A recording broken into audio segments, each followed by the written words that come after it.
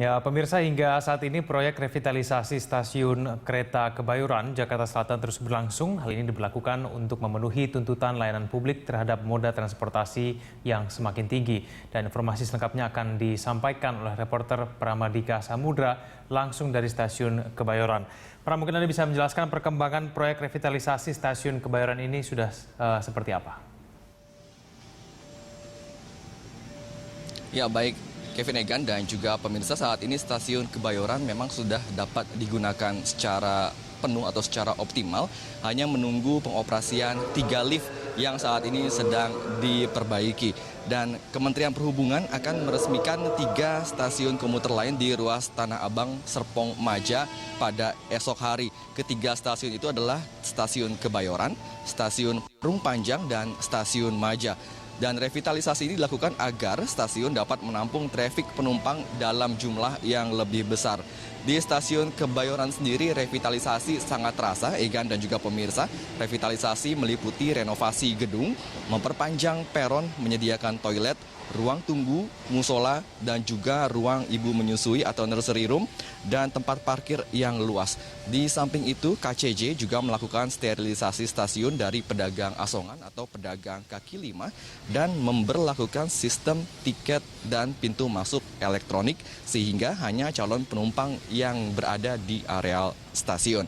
Di sini terdapat 3 jalur kereta dan 4 loket KRL serta 4 loket kereta api reguler serta 14 gate dan 3 lift yang digunakan agar mempermudah penumpang untuk berpindah dari satu jalur ke jalur yang lainnya. Stasiun Kebayoran sendiri memiliki luas hingga dengan total 3.384 meter persegi dengan 3 peron sepanjang 212 meter.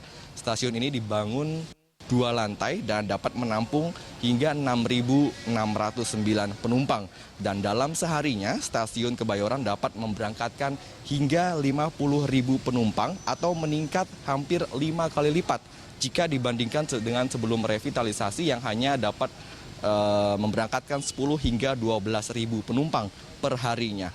Program revitalisasi ini memang sangat terasa sejak tahun 2009. Saat itu PT Kereta Api Indonesia membentuk anak perusahaan yang khusus mengelola KRL se-Jabodetabek, yaitu PT KAI Komuter Jabodetabek atau KCJ.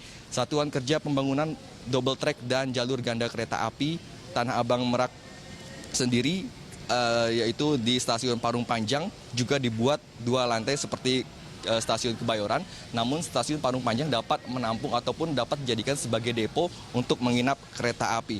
Kementerian Perhubungan sendiri melengkapi ketiga stasiun, yaitu stasiun Parung Panjang, Kebayoran, dan juga Maja dengan pasokan listrik yang memadai, antara lain mencapai 6.000 volt ampere dan 2 stasiun lainnya masing-masing 3.000 volt ampere.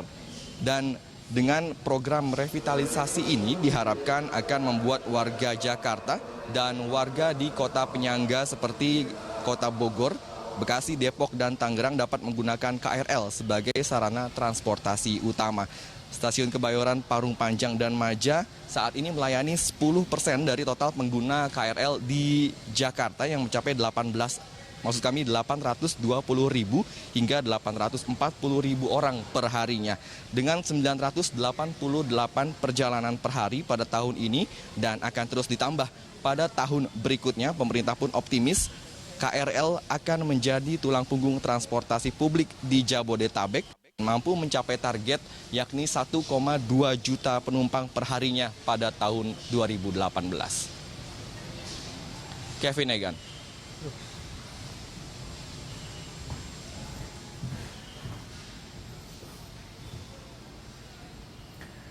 Baik, terima kasih atas informasinya Pramadika Samudra.